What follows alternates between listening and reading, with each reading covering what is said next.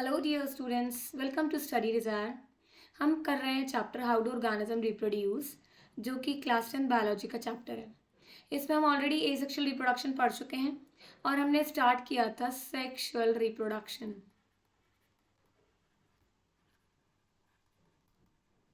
Sexual reproduction में हम कर चुके हैं, जो कि रिप्रोडक्शन होता है किसमें, फ्लावर्स में, इन फ्लावरिंग प्लांट्स में, फ्लावरिंग प्लांट्स में। अब हम दूसरा हमने स्टार्ट किया था, जो कि रिप्रोडक्शन होता है in humans, reproduction in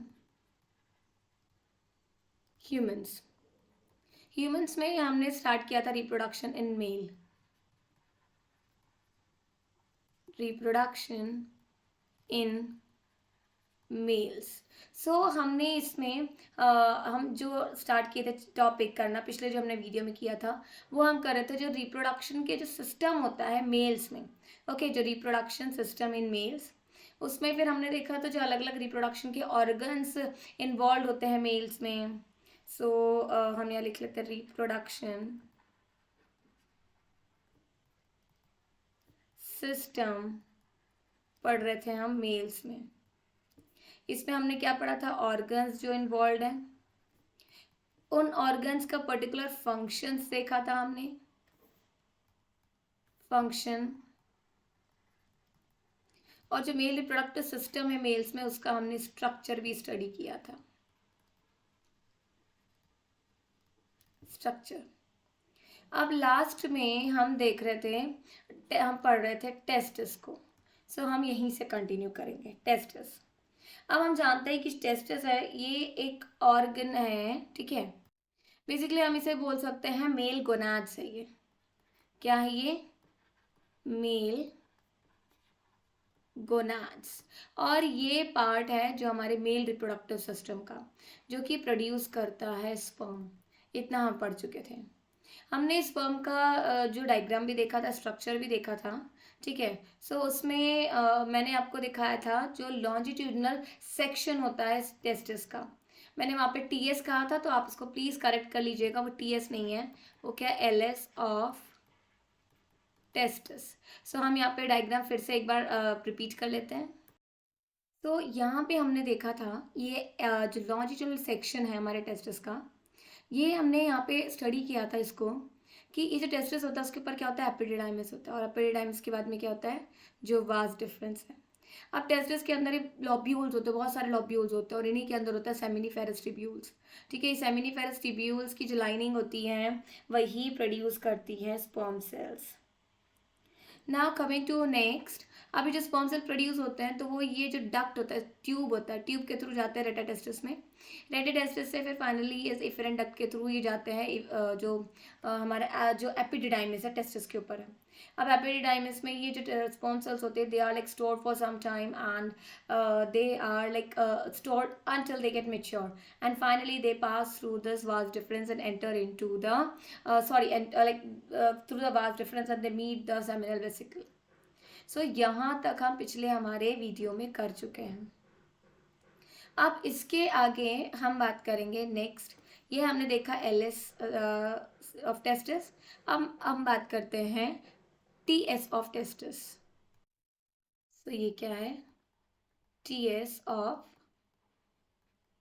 testis.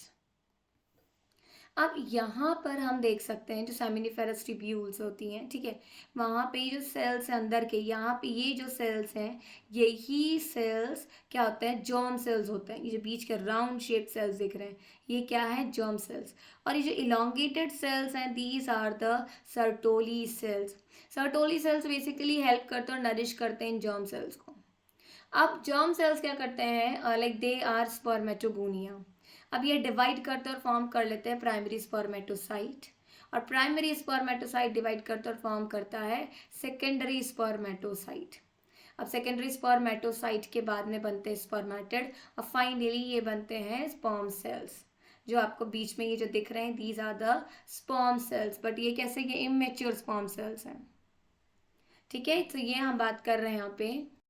तो यहाँ पे हमने क्या देखा कि जो सेमिनिफेरस ट्यूब्यूल्स की लाइनिंग में जर्म सेल्स होते हैं, जर्म सेल्स, और यही क्या होता है, spermatogonium. Now they divide to form the primary spermatocyte, then it divide to form the secondary spermatocyte, और finally form कर लेता है spermatid, जिससे कि form होता है sperm cells. अब हम यहाँ पे और देख रहे हैं, हम बात कर लेते हैं सर्टोली सेल्स की. सर्टोली सेल, अब ये जो प्रेजेंट होते हैं बिटवीन द जर्म सेल्स, ठीक है, और इनका काम क्या होता है, to nourish the growing sperm cells, to nourish the growing sperm cells. अब हम और देखते हैं, यहाँ पर हमें जो इंटरस्टिशियल स्पेस है, यहाँ पे हमें एक अलग टाइप का सेल दिखता है जिसे हम कहते हैं लेरिक सेल्स. क्या होते हैं ये, लेरिक सेल्स. अब इनका फंक्शन होता है, ये प्रोड्यूस करते हैं हॉर्मोन्स, एंड्रोजन. सो हम नेक्स्ट पेज पे लिख लेते हैं, Leydig cells produce hormones, hormone produce करते हैं, जो कि बेसिकली मेल सेक्स हार्मोन होता है जिसे हम बोलते हैं androgen. Now, like this hormone is produced by the help of the pituitary. The hormone is released from the pituitary gland, and that is a luteinizing hormone. This luteinizing hormone stimulates the Leydig cells to produce the male sex hormones. So here we can write male sex hormones. So here till now we have discussed about we have seen the LS of testis, and here we have also seen the TS of testis. Now here I'll be going to show you a diagram of or picture of a testis, so that the seminiferous tubules, you can able to clearly view all these tubules, all these lobules and the seminiferous tubules. So let us come to the next page, and here we can see the diagram of the testis over here. Okay, this is the testis. अब इसमें हम जैसे कि पढ़ चुके हैं कि ये क्या है, जस्ट इसके ऊपर होता है एपिडिडाइमिस, टेस्टिस के ऊपर, और फाइनली एपिडिडाइमिस के बाद होता है was difference. Let me write it again.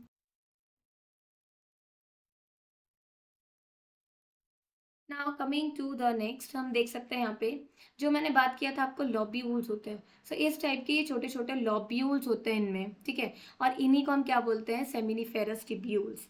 ये क्या है, इसके अंदर क्या होता है, सेमिनिफेरस ट्यूब्यूल्स. ये जो दिख रहे हैं हाईली कॉइल्ड होते हैं, क्या होते हैं, सेमिनिफेरस ट्यूब्यूल्स होते हैं.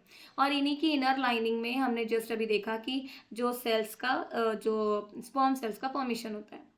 अब यहाँ पर ये जो डक्ट है जिससे कि, या फिर ट्यूब है, इससे स्पर्म सेल्स आप पहुँचते हैं रेटे टेस्टिस में.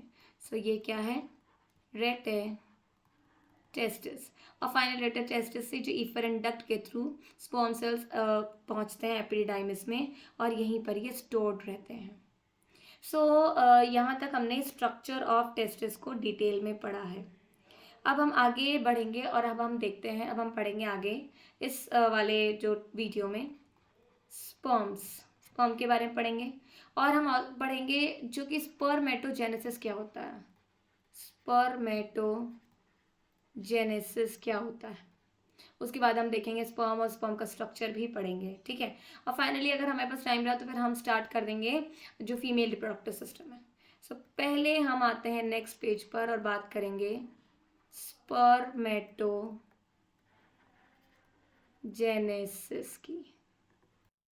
पर्टिकुलरली जो एक स्पर्मेटोजेनेसिस एक प्रोसेस होती है जिसमें कि इस प्रोसेस में जो स्पर्म सेल्स का फॉर्मेशन होता है. So is the process of formation of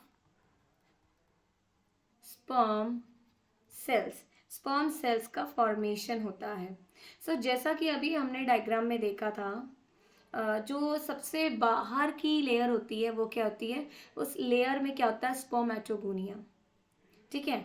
अब बेसिकली ये जो स्पर्मेटोगोनिया होता है, मैं एक काम करती हूँ, आपको वापस से पीछे उसी डायग्राम पे ले चलती हूँ। चल यहाँ पे देखिए, ठीक है। अब यहाँ पे जो जर्म सेल्स है इनको हम क्या बोलते हैं, स्पर्मेटोगोनियम। और यही जर्म सेल्स फाइनली डिवाइड करती है और बनाती है प्राइमरी स्पर्मेटोसाइट। प्राइमरी स्पर्मेटोसाइट उसके बाद में बनाता है सेकेंडरी स्पर्मेटोसाइट।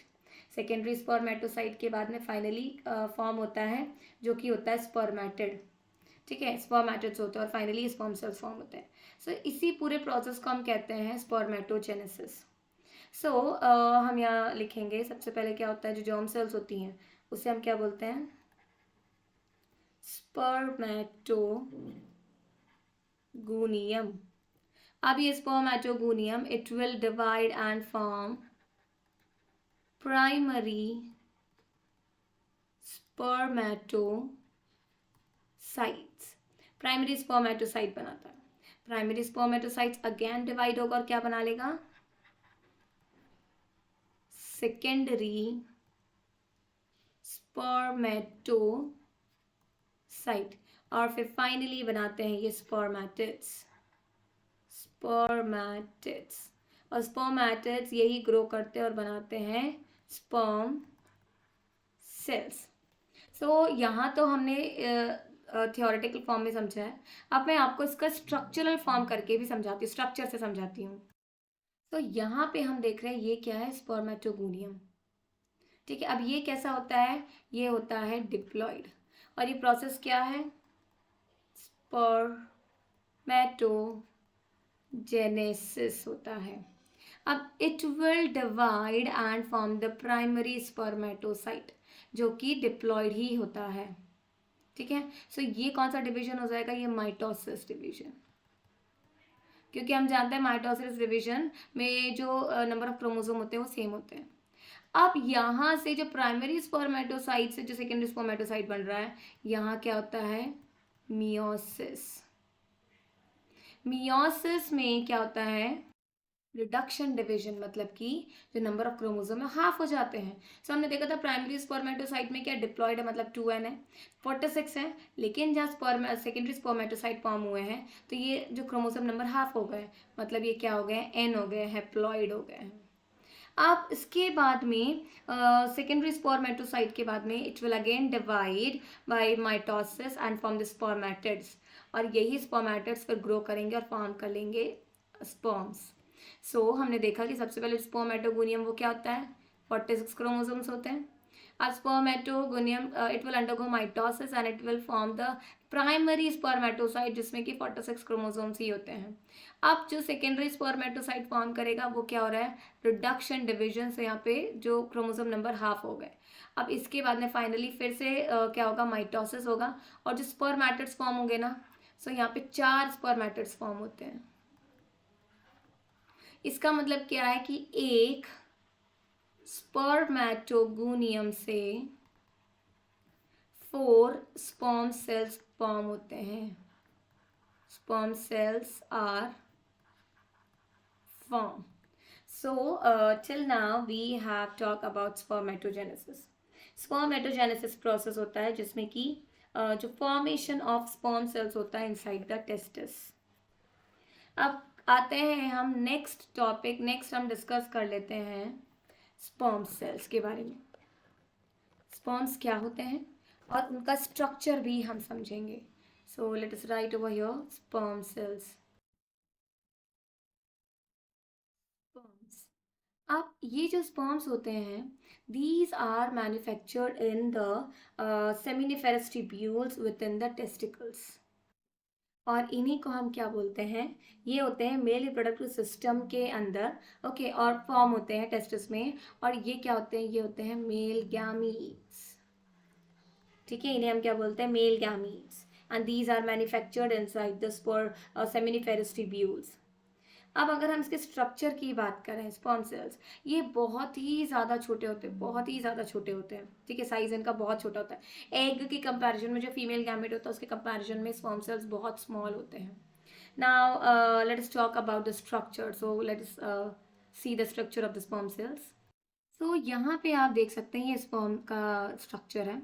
अब ये जो पार्ट है यहाँ तक, यहाँ से यहाँ तक, this is the head part of the sperm cell. उसके बाद में आ जाता है this one is the middle piece, middle part है। और फाइनली इसके बाद में ये जो पार्ट है इसे हम क्या कहते हैं, टेल पार्ट होता है ये। ओके, अब इसका जो स्पर्म का जो हेड होता है ये कंटेन करता है डीएनए। न्यूक्लियस के अंदर क्या होता है, डीएनए। तो जब ये फ्यूज करता है फर्टिलाइज या फिर फर्टिलाइज कर जाता है एक सेल के साथ में, तो वहाँ पे क्या हो जाता है, कॉम्बिनेशन होता है डीएनए का, जो फीमेल डीएनए, फीमेल गैमीट में जो डीएनए और जो मेल गैमीट में डीएनए। सो हम यहाँ पे क्या लिखेंगे, the head of the sperm contain, the head of sperm ये कंटेन करता है, कंटेन डीएनए। क्योंकि जब फर्टिलाइजेशन होता है ना, तो सर हेड पार्ट जो है वो एंटर करता है एग के अंदर। अब ये क्या होता है, इसका जो डीएनए होता है, जो स्पर्म सेल का डीएनए होता है, ये कंबाइन कर जाता है एग के डीएनए के साथ में, जब फर्टिलाइजेशन होता है, और ये क्रिएट करता है एक नया individual. Okay, now coming to the next tip of this sperm, it is known as this first portion is known as the acrosome. So let us write here the tip of the sperm head is a portion is called, there's a portion known as acrosome. अब acrosome का भी अपना एक function है। It actually enables the sperm to penetrate the egg. It enables the sperm to penetrate the egg. ये enable करता है sperm को ताकि ये एग को पेनिट्रेट कर सके। अब आते हैं मिडल पीस पे। मिडल पीस में क्या हम देख सकते हैं, यहाँ पे ये कंटेन करता है mitochondria. So basically it supplies energy to this sperm cell. So here we can write middle piece, it contain करता है ये माइटोकॉन्ड्रिया।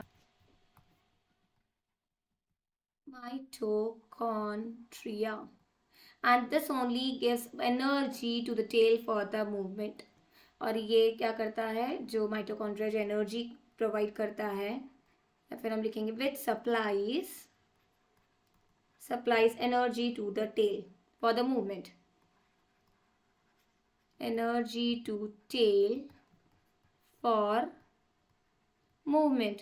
तभी ये स्पर्म सेल जो है ये मूव कर सकते हैं, स्विम करते हैं, जो कि फ्लूइड होता है, ठीक है, उसमें स्विम इजीली कर सकते हैं। और क्योंकि इनको पहुंचना होता है एग तक। ओके, और हम जानते हैं कि जो फीमेल रिप्रोडक्टिव सिस्टम में एग कहाँ पे होता है, फैलोपियन ट्यूब में। So like they have to reach to the egg. Now coming to the last part and that is the tail part of the sperm cell.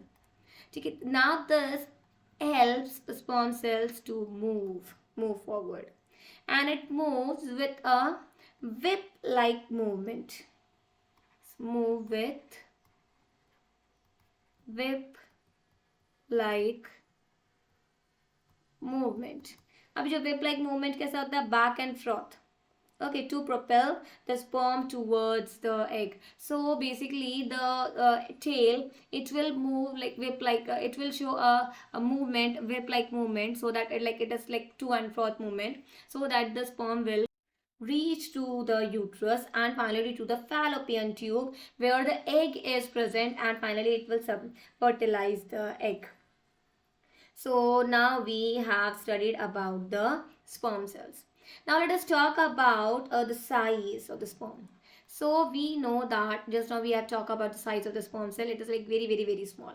So it is about 1/500 inch long. That means very small. Okay, like, and like, but most of the tail part is there only.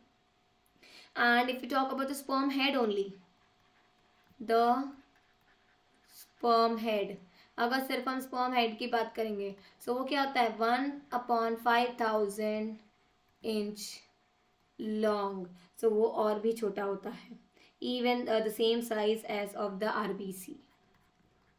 किसके जैसा होता है? Same size of RBC. इसलिए होता है ताकि वो easily penetrate कर सके एग सेल में। क्लियर है? चलो नेक्स्ट हम देख लेते हैं। जैसे कि अभी तक हमने डिस्कस कर लिया है स्पर्म सेल्स को, और हमने यहाँ पे बात कर ली है स्पर्मेटोजेनेसिस की। सो स्पर्मेटोजेनेसिस ही में ही जो फॉर्मेशन होता है, प्रोसेस होता है जिसमें कि फॉर्मेशन होता है स्पर्म सेल्स का, स्पर्म सेल्स का। सो जो मेल रिप्रोडक्टिव सिस्टम है उसमें हमने क्या क्या देखा? मेल रिप्रोडक्टिव सिस्टम, इसमें हमने क्या क्या पढ़ा? इसमें हमने जो ऑर्गन्स एसोसिएटेड होते हैं मेल रिप्रोडक्टिव सिस्टम के साथ में, सो मैं यहाँ लिख लेती हूँ organs of male reproductive system हमने पढ़े विथ स्ट्रक्चर्स। ठीक है, सबके हमने स्ट्रक्चर देखे। उसके बाद में हमने क्या देखा? जो टेस्टिस के बारे में पढ़ा। टेस्टिस का हमने स्ट्रक्चर भी देखा, ट्रांसफर सेक्शन और लॉन्जिट्यूडिनल सेक्शन, स्ट्रक्चर पढ़ा। इसके बाद में हमने क्या पढ़ा? हमने पढ़ा स्पर्मेटोजेनेसिस क्या होता है। अब फाइनली हमने पढ़ा स्पर्म के बारे में। सो इतना हम मेल रिप्रोडक्टिव सिस्टम में कवर कर चुके हैं। अब हम आज के इस वीडियो में मैं स्टार्ट करने वाली हूँ फीमेल रिप्रोडक्टिव सिस्टम। ठीक है, आज के इस वीडियो में मैं सिर्फ फीमेल रिप्रोडक्टिव सिस्टम का जो मेन ऑर्गन्स के ही बारे में डिस्कस करूँगी। ठीक है, आगे जो ओवरीज के बारे में और भी जो टॉपिक है फिर मैं नेक्स्ट वीडियो में कवर करूँगी। सो हम आ जाते हैं नेक्स्ट पेज पे और बात करेंगे फीमेल रिप्रोडक्टिव सिस्टम।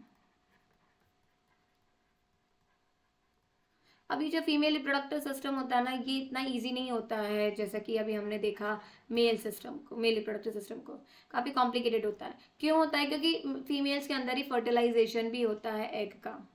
सो इसमें हम देखेंगे ऑर्गन्स एसोसिएटेड, या फिर हम लिखेंगे organs of female reproductive system.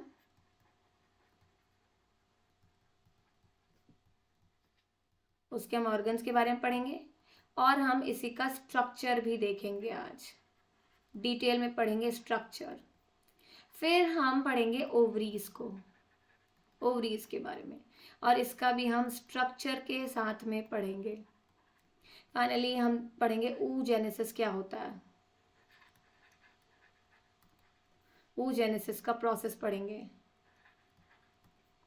और फिर फाइनली हम पढ़ेंगे फर्टिलाइजेशन। सो हम स्टार्ट करते हैं फीमेल रिप्रोडक्टिव सिस्टम से, जो कि ऑर्गन्स है फीमेल रिप्रोडक्टिव सिस्टम के ऑर्गन्स। सो अब ये जो फीमेल रिप्रोडक्टिव सिस्टम होता है ये इंक्लूड करता है एक्सटर्नल और internal genitalia. So let us start with the female reproductive system. So इसमें क्या होते हैं? इंटरनल और एक्सटर्नल जेनिटेलिया होते हैं। ठीक है, अब अगर मैं बात करूंगी इंटरनल एक्सटर्नल जेनिटेलिया में, सो जो एक्सटर्नल जेनिटेलिया होता है वो वुल्वा होता है और उसका स्ट्रक्चर फॉर्म करता है एक्सटर्नल जेनिटेलिया। जबकि जो इंटरनल जेनिटेलिया होता है ये इंक्लूड करता है 3 part system of the duct, जो कि होता है यूटेराइन ट्यूब, यूट्रस और वजाइना। सो हम यहाँ देखेंगे 2 पार्ट्स होते हैं, इंटरनल जेनिटेलिया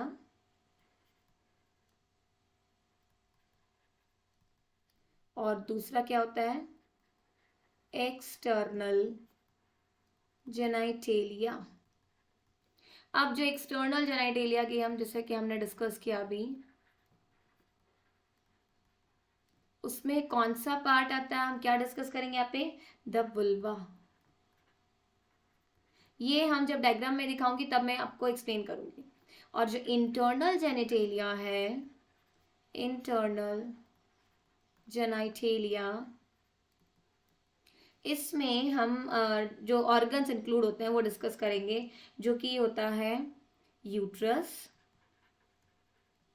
उसके बाद में जो यूटेराइन ट्यूब या फिर जो फैलोपियन ट्यूब है, फैलोपियन ट्यूब और विजाइना। अब पर्टिकुलर अगर मैं ऑर्गन्स की बात कर रही हूँ, ठीक है, सो इनमें एक और होता है जो कि ओवरी होता है। सो पर्टिकुलर ये जो सिस्टम होता है डक्ट का, ये क्या कनेक्ट होता है, जो कि फैलोपियन ट्यूब है, it is connected to the ovaries, जो कि प्राइमरी रिप्रोडक्टिव ऑर्गन होता है फीमेल्स में। सो हम यहाँ पे लिख सकते हैं फैलोपियन ट्यूब। और ओवरीज कितनी होती है ह्यूमन फीमेल्स में? 2, on either side of the uterus. Okay, so now we will write the fallopian tube is, ये किससे कनेक्टेड होता है? Like it is connected to the ovaries on both the sides, is connected to ovaries on both the sides। अगर हम इसका structure देखेंगे ना, तो हम देखेंगे कि फाइनली फिजिकली अटैच नहीं होते हैं, हम बोल रहे हैं सिर्फ कनेक्टेड होते हैं, ठीक है। और ये जो ओवरीज होती है, ओवरीज आर द, ओवरीज ये क्या होती हैं? प्राइमरी रिप्रोडक्टिव जो सॉरी रिप्रोडक्टिव ऑर्गन होती है, हाँ, रिप्रोडक्टिव ऑर्गन होती है किसमें? फीमेल्स में। सो हम अभी आज के इस वीडियो में ये सब ऑर्गन्स को डिस्कस करेंगे वन बाय वन। अब ओवरीज क्या होती हैं? ओवरीज ही प्रोड्यूस करती है एग, और एग क्या होता है? ये फीमेल गैमीट होता है। ओके, एग क्या होता है? ये फीमेल गैमीट होता है। अब एक अगर हम ओवरीज के साइज की बात करें, सो ओवरीज क्या होती है? बहुत ही स्मॉल साइज होती है। Okay, and like human female contains 2 almond shaped ovaries, और ये कहाँ लोकेट होते हैं? In the lower part of the abdominal cavity में। So ovaries are located on both the sides of the uterus, both the sides of uterus, and also in lower abdominal cavity, sorry in lower abdominal, lower abdomen present होती है, तो हम उसको lower abdominal cavity भी बोल सकते हैं, lower abdominal cavity में, basically near the kidney. Now like each ovary they are connected to the ligament to the uterus also, ताकि वो अपनी जगह पर अटैच, अपनी जगह पर फिक्स रहें। अभी जो ओवरीज होती है ना, ये क्या होती है? प्राइमरी सेक्स ऑर्गन होता है, जो कि हमने अभी यहाँ बात किया, ठीक है। सो और इसे हम क्या बोलते हैं? Female gonads, important. So ovaries क्या होती है? प्राइमरी रिप्रोडक्टिव ऑर्गन होती है, प्राइमरी सेक्स ऑर्गन होती है, और उसको हम क्या बोलते हैं? फीमेल गोनाड्स बोलते हैं, जो कि 2 फंक्शन परफॉर्म करती है, जिसका हम लिखेंगे यहाँ पे फंक्शन। सो 2 फंक्शंस होते हैं। पहला फंक्शन तो ये हो जाएगा कि प्रोड्यूस करती हैं ये फीमेल गैमीट्स, इनके अंदर प्रोड्यूस होता है female gametes, produce female gametes, ठीक है, जो कि एक बोल सकते हैं हम इसको एग और ओवा। और दूसरा फंक्शन इसका क्या होता है? सिक्रीट करती है ये mail sorry female sex hormones, secretion of female sex hormones. और ये कौन कौन से हार्मोन्स होते हैं? एस्ट्रोजन होता है एंड प्रोजेस्टेरॉन। सो ये 2 हार्मोन्स होते हैं। Now like each ovary they are composed of the ovarian follicles. अब हर ओवरी में, ये हम स्ट्रक्चर में देखेंगे, ओवरीज में क्या होता है? ओवेरियन फॉलिकल होते हैं, और यही ओवेरियन फॉलिकल डेवलप करते हैं follicles, okay, and they develop at like various stages, और ये क्या करते हैं? they develop। अब यही जो ओवेरियन फॉलिकल होते हैं, ये कंटेन करते हैं लार्ज ओवम। जब डेवलप करते हैं, उनके बीच में क्या होता है? लार्ज ओवम होता है, which is surrounded by the many layer of follicle cell. So ovarian follicle, ovarian follicle contain करते हैं ये ovum, large ovum. Okay, and like it is surrounded by many layers of follicle cell. Surrounded by many layers of follicle cells. follicle cells से ये surrounded होते हैं. अब जब production होता है ओवा का, it start at the age of puberty. So puberty हम जानते हैं गर्ल्स में किस एज से स्टार्ट हो जाती है, 10 to 12 ईयर्स ऑफ एज से. दैट मीन्स उनमें मेंस्ट्रुएशन बिगिन हो जाता है. और साथ में इसी स्टेज में उनके अंदर जो एग या फिर हम कह सकते हैं जो फीमेल रिप्रोडक्टिव ऑर्गन है वो एक्टिव हो जाता है. ठीक है, बट अब काम करने लगता है, मेचर हो जाता है. सिंपल वर्ड हम यूज करेंगे, मेचर हो जाता है. एक्टिव नहीं हम बोलेंगे, मेचर हो जाता है. ठीक है, so female reproductive organ mature, और ये स्टार्ट कर देते हैं producing eggs and start producing eggs start produce करते हैं. अब हर ओवरी से, किसी भी एक ओवरी से हर महीने एक ओवम या एक एग रिलीज होता है. अब अगर वो एग फर्टिलाइज हो जाता है, दैट मीन्स द फीमेल और द लेडी हैज कंसीव.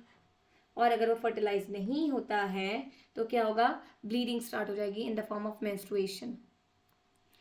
यहाँ तक हमने डिस्कस कर लिया ओवरीज के बारे में. अब हम आते हैं और सेकेंड डिस्कस करेंगे फैलोपियन ट्यूब. फैलोपियन ट्यूब के बारे में पढ़ेंगे. से फैलोपियन ट्यूब को और क्या बोलते हैं, ओविडक्ट, जिसमें से कि जो ओवम होता है या एग होता है वो ट्रैवल करके उसकी फर्टिलाइजेशन साइट तक पहुंचता है. अभी जो फैलोपियन ट्यूब है इसकी अगर लेंथ की बात करें, so it is about 10 to 12 centimetres long. और ये कैसा होता है, मस्कुलर ट्यूब होता है जो कि कैरी करता है एग को from ovary to the fertilisation site. So हम लिखेंगे इट इज मस्क्यूलर ट्यूब.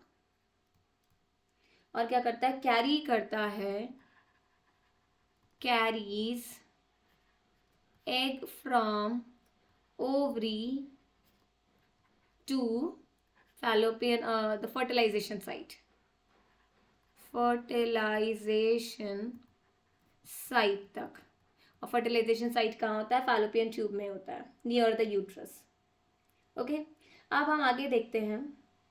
ये जो फैलोपियन ट्यूब है, इसकी जो एक साइड ओपनिंग होती है, जो जिस साइड की जो ओवरीज है, तो वो शेप कैसा होता है, फनल शेप्ड होता है.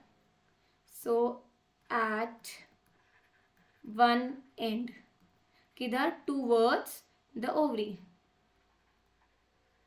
Towards the ovary. से फैलोपियन ट्यूब का शेप कैसा होता है, फनल शेप्ड होता है. ये फनल शेप्ड, ताकि ये क्या कर सके, जो एग रिलीज हुआ उसे ले सके. So the funnel shaped opening which is at end of the fallopian tube lie near the ovary. Now जो दूसरा एंड होता है, the other end, now we are talking about other end of the fallopian tube. Okay, it is like towards or the uterus. So ये किधर होता है, uterus की तरफ होता है. या फिर हम लिख सकते हैं it open into the uterus.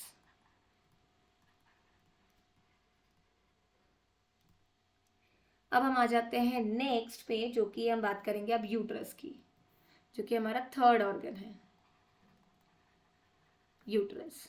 अब ये जो यूट्रस है ये कैसा होता है, लार्ज होता है. और प्योर शेप देखा आपने, प्योर देखा, उसी को अगर हम इन्वर्ट कर देंगे, सो हम इसको क्या बोलते हैं, इन्वर्टेड प्योर शेप्ड होता है.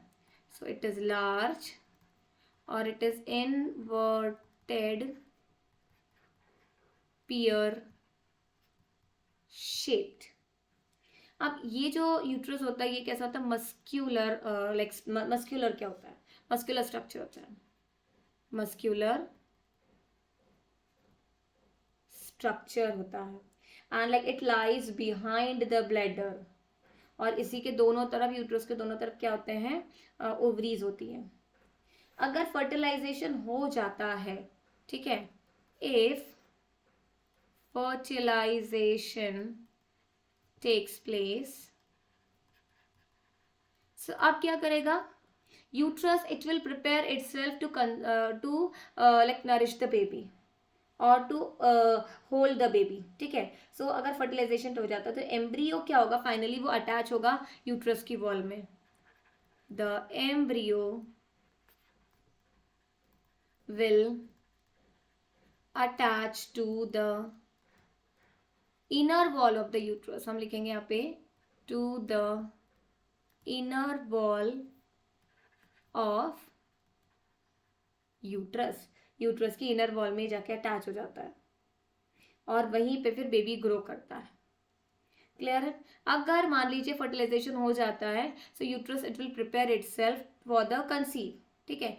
और अगर नहीं होता फर्टिलाइजेशन, सो जो क्या होता है, जो इंटरनल ब्लड वेसल्स होती हैं, they will like rupture and shed as the menstruation, इसको हम बोलते हैं मेंस्ट्रुअल साइकिल भी बोलते हैं।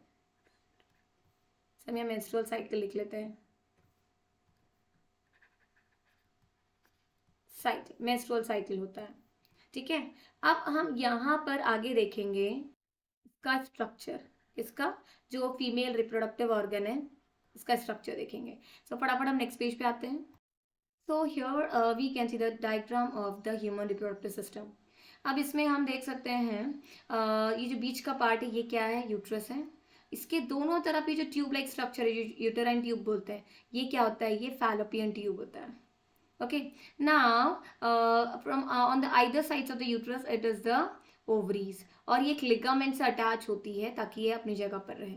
अब जैसे कि हमने बात की था fallopian tube towards the ovary कैसे होती है, थोड़ी फनल शेप्ड होती है।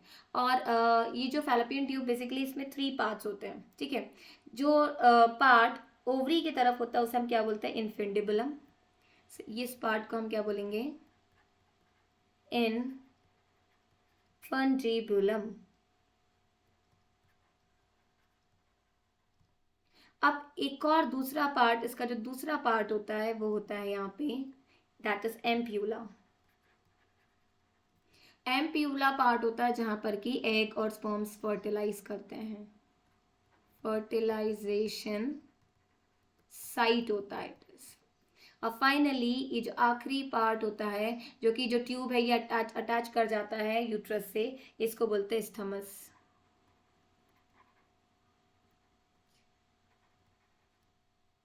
तो ये 3 पार्ट्स होते हैं फैलोपियन ट्यूब के।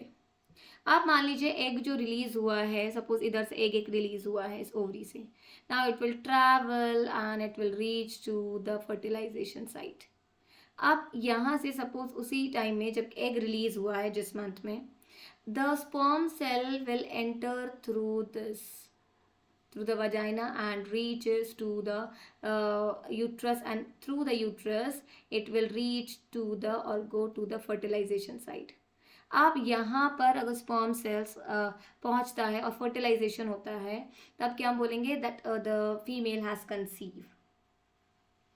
ओके, बट अगर फर्टिलाइजेशन नहीं होता है तब क्या होगा, जो इनर वॉल है it will shed off in the form of blood and that is the menstruation cycle, menstruation. अब यूट्रस में भी हम देख सकते हैं, इसमें जो एंडोमेट्रियम इनर वॉल होती है और जो ऊपर का पार्ट होता है वो यूट्राइन फंडस होता है। फिर हम नीचे यहाँ देख सकते हैं it is cervical canal, cervix and finally the vagina. So यहाँ तक हमने डिस्कस किया है जो कि फीमेल रिप्रोडक्टिव सिस्टम है। अब हम आगे जो हमारा डिस्कस करना है वो हम पढ़ेंगे ओव्यूलेशन। ओव्यूलेशन क्या होता है। जो ओव्यूलेशन पर्टिकुलर ये होता है, इसको हम बोल सकते हैं when an ovary contains like thousands of immature egg cells. Now the egg cells, okay, they will mature and finally form the egg, mature ovum. And when it is released, that is known as the ovulation. हम उसी को क्या बोलते हैं, ovulation। Clear है यहाँ तक। सो हम लिख लेते हैं ओव्यूलेशन को भी. So it is a process in which egg is released from ovary. Released from ovary. तो ओवरी से जब एग रिलीज होता है उस प्रोसेस को हम कहते हैं ओव्यूलेशन. ओव्यूलेशन के टाइम में किसी भी एक एग से हर मंथ एक एग रिलीज होता है. किसी भी एक ओवरी से हर मंथ एक एग रिलीज होता है. So every month one egg is released from any of the ovary. Released from any of the ovary. अब यहाँ पे एक बात हम और ऐड कर सकते हैं कि कभी हमने देखा है कि ट्विंस होते हैं या फिर कभी हमने देखा कि 3 बच्चे भी होते हैं एक साथ. सो उस मंथ में क्या हो सकता है कि जो नंबर ऑफ एग्स हैं वो और हो सकते हैं रिलीज. नंबर ऑफ एग्स ज़्यादा होंगे तो फिर वो फर्टिलाइज होंगे. और अगर 2 एग रिलीज हुए हैं सो वो क्या हो सकते हैं, दोनों ही एग अगर फर्टिलाइज हुआ और फाइनली 2 अलग अलग इंडिविजुअल बॉर्न होंगे. सो पर्टिकुलर जो ट्विंस में यही केस होता है. अब आज के इस वीडियो में हमने यहाँ तक डिस्कस किया है. अब जो नेक्स्ट वीडियो में लेकर के आऊँगी उसमें हम बात करेंगे oogenesis को और हम समझेंगे स्ट्रक्चर ऑफ ओवरी. हम oogenesis समझेंगे कि किस तरह से एग का फॉर्मेशन होता है. ठीक है, स्ट्रक्चर ऑफ ओवरी भी देखेंगे हम. और फिर फाइनली हम पढ़ेंगे फर्टिलाइजेशन. इसके बाद में अगर हम देखेंगे कि फर्टिलाइजेशन अगर नहीं हुआ है सो क्या होगा, मेंस्ट्रुएशन होता है. अगर फर्टिलाइजेशन नहीं हुआ तो क्या होगा, मेंस्ट्रुएशन. सो ये oogenesis, structure of ovary, fertilisation और मेंस्ट्रुएशन ये हम पढ़ेंगे हमारे नेक्स्ट वीडियो में. सो अगर आपको मेरा ये वीडियो पसंद आया हो सो प्लीज़ इसे लाइक और सब्सक्राइब कीजिए. Thank you dear students. Bye bye everyone.